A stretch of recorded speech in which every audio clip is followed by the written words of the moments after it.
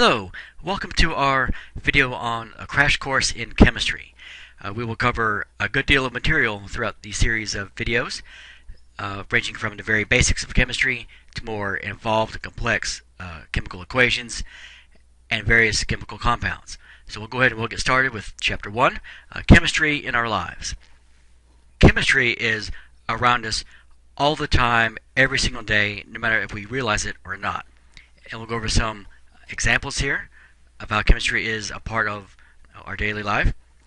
For example, forensic scientists will work in crime laboratories to help analyze body fluids. This is a key role of crime scene investigators, CSIs. Also to identify tissue samples, various bones, and so on. All that cannot be done without the work of chemistry. Also, you have chemists that will help to develop and further advance the development of pharmaceutical drugs to help fight and to manage and cure disease. First of all, let's get into the actual definitions of chemistry. What is chemistry?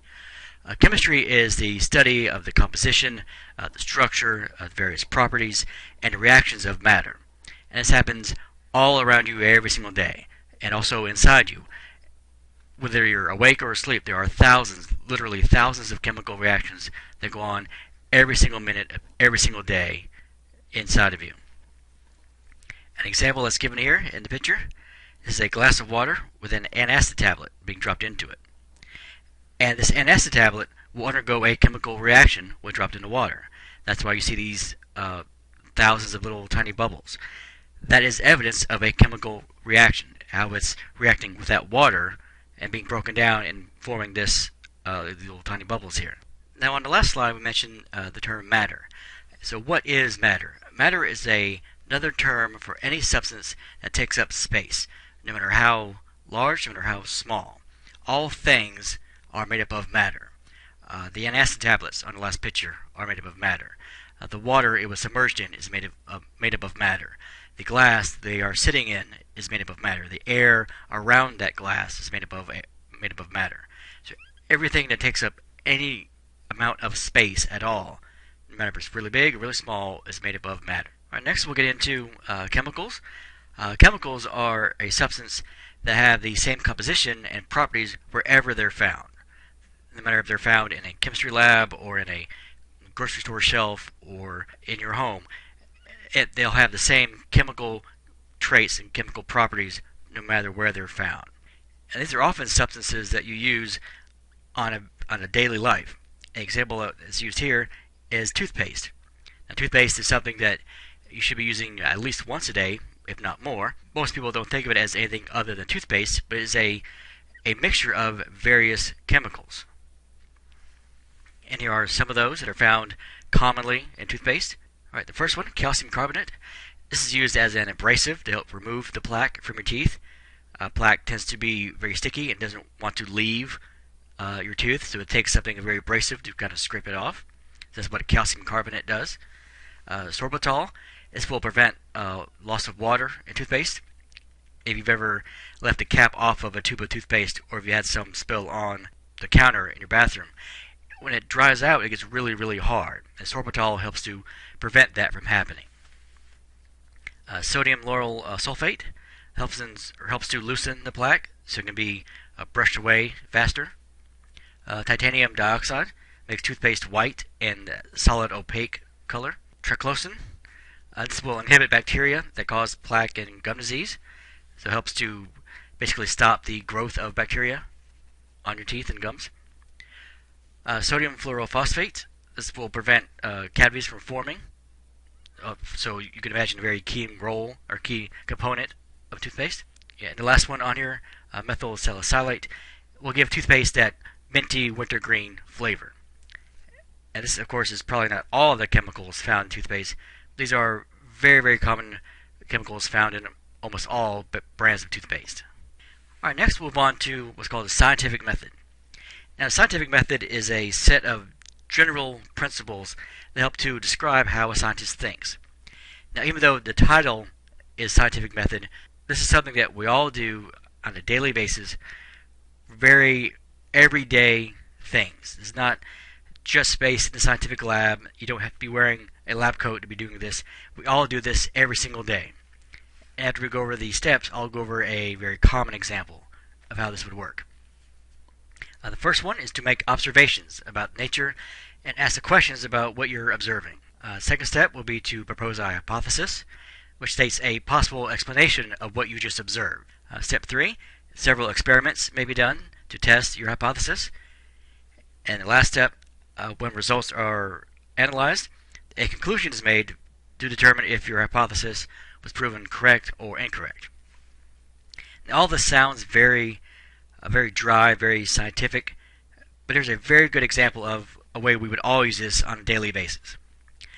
Let's say you are in your living room and you can't find your cell phone. Well, that would be step 1, the observation. You can't find your cell phone. You are observing that what you're looking for isn't there.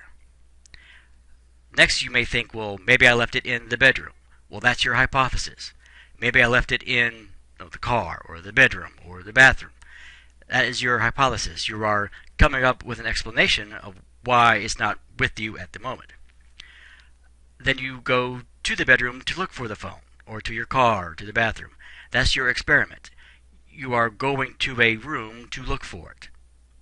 And then if you find it, then your hypothesis was proven true. If you don't find it, it's proven not true or incorrect. So something very simple, something very non-scientific sounding, is still a part of the scientific method. You make an observation, you're forming a hypothesis to explain that observation, you perform an experiment to prove or disprove your hypothesis, and then you analyze the data and come to a conclusion on whether or not you were right or wrong. All that is a scientific. All right, next we'll move on to some key math skills that you'll need for chemistry.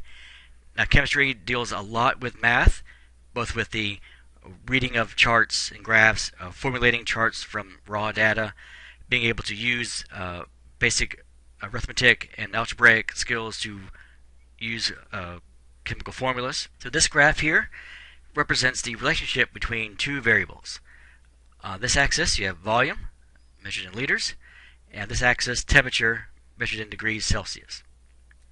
So being able to look at something like this without ever seeing it before, and being able to pull data from that is critically important to any chemistry class or any chemistry based material.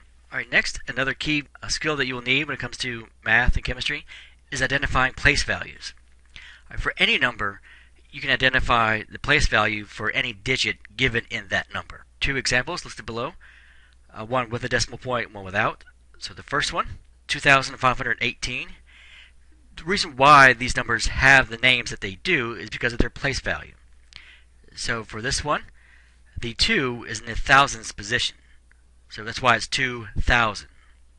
The 5 is in the hundredths position. That's why it's 500. The 1 is in the tens place, and then 8 is in the ones place.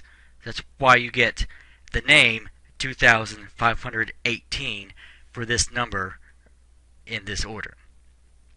So starting here with the smallest number, ones, tens, hundreds, thousands. Next would be 10,000s, 100,000, million, and so on. That's how numbers get their names. Now dealing with a more detailed number, a number with a decimal point, 6.407. Of course, the 6 will be in the ones position. And anything that's beyond or to the right of the decimal point will end with the letters TH. So this first digit, the 4, is in the 10th position. Not tens, but 10th. The one after that, instead of being, this will be the 10th, next will be the 100th, this will be the 1000th. And the numbers will continue being ordered in that same pattern. So next digit would be the 10,000th, then 100,000th, and so on. And this is very, very important to understand where these digits get their names from when it comes to rounding, when it comes to calculations, when it comes to scientific notation, which we'll talk about in a few minutes.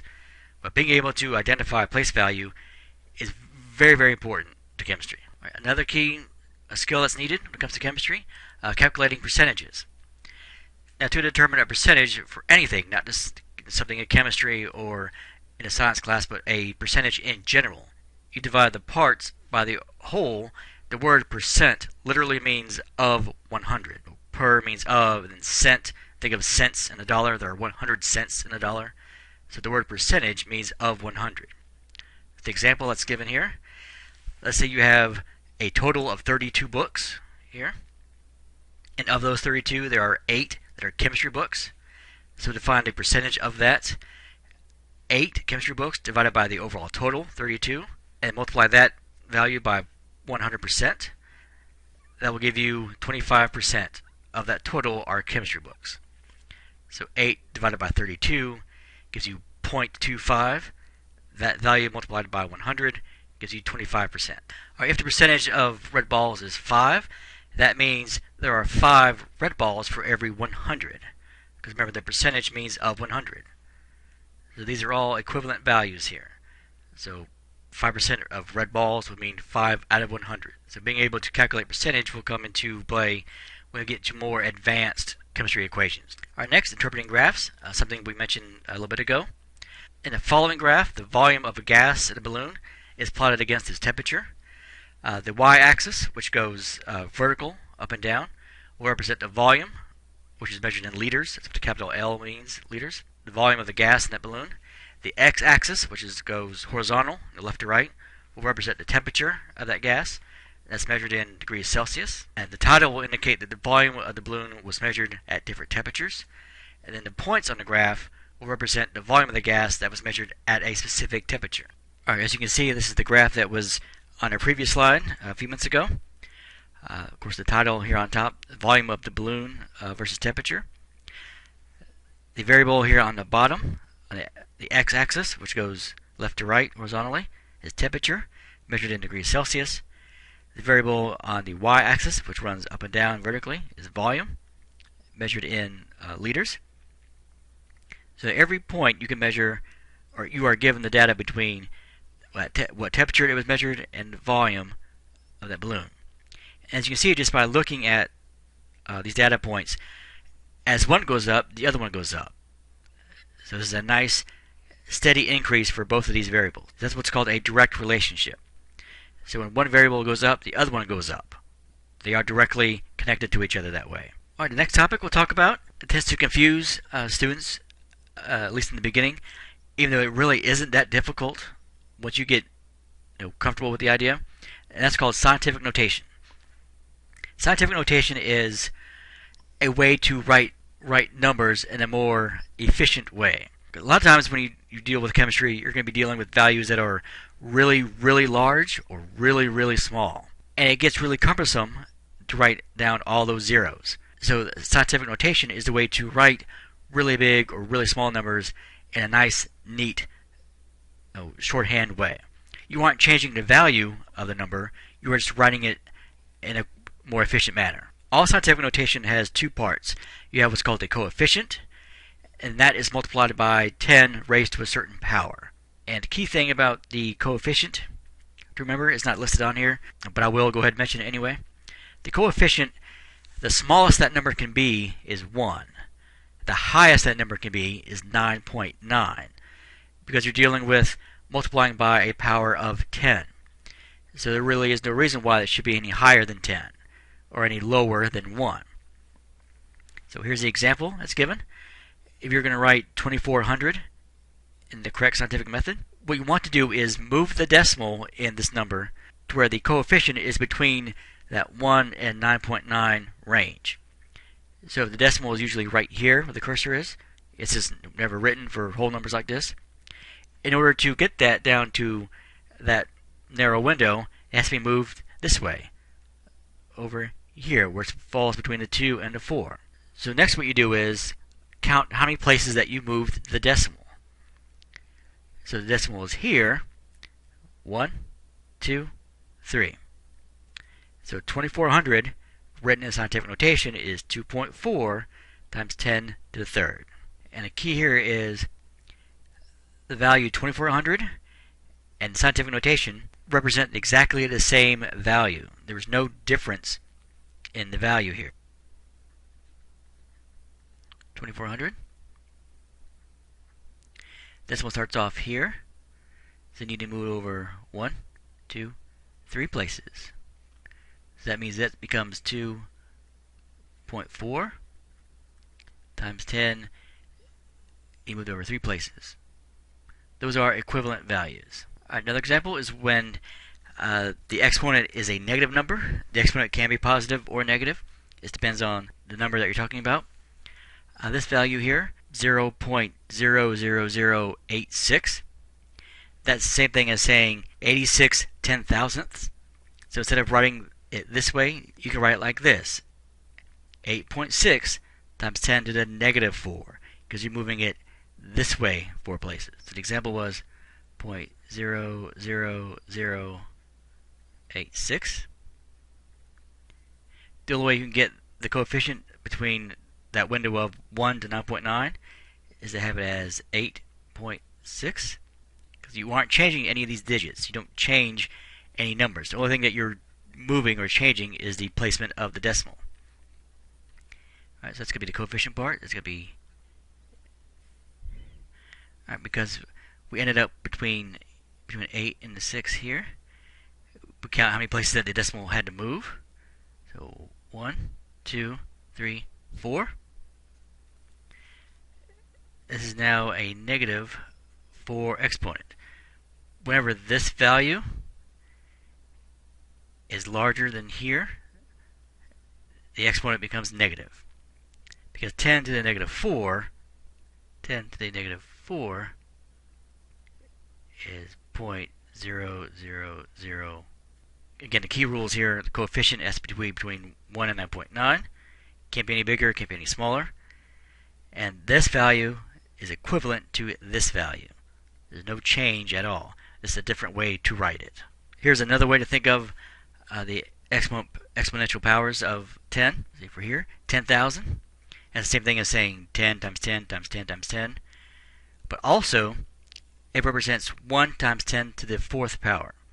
That number 4 represents how many zeros there are on the number. So in a number 1,000, there are 3 zeros. So that's 1 times 10 to the 3rd. 100, there are 2 zeros in that value. 1 times 10 to the 2nd power. So it's a nice shorthand way to think of how large a value is by looking at the number. Alright, here's an example of a measurement in scientific notation.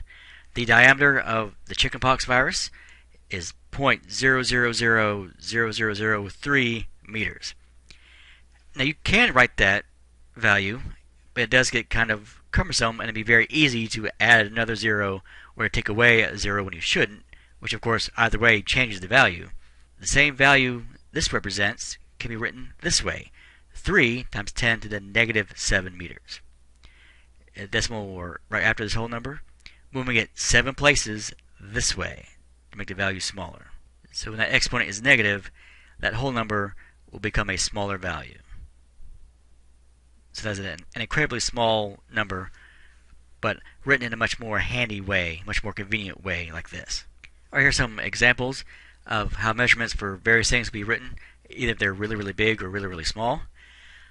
Such as the volume of gasoline used in the U.S. each year, 550 billion liters. So another way to write that value, 5.5 times 10 to the 11th liters. Again, equal value, there's no change here. The diameter of the Earth, 12,800,000 meters. Another way to write that, 1.28 times 10 to the 7th meters. Again, the digits that are here are not lost or just cut off. This wouldn't be 1.2. This have to be 1.28. Any values of any significance are left in the coefficient. You can't just leave off the 8 because that value would make it wrong. See, the average volume of blood pumped during a normal day, 8,500 liters, or 8.5 times 10 to the 3rd. Going down to these smaller values, the mass of the stirrup bone, which is one of the bones in the ear, 0.003 grams, or equivalent to 3 times 10 to the negative 3 grams. Because you start with here, you move the decimal over 3 places that way, and you end up with 0.003. And the mass of the bacterium mycoplasma, 0.00000000000000001 kilograms. It'd be really a hassle to write this kind of value all the time. So the easy way to write this value, 1 times 10 to the negative 19 kilograms.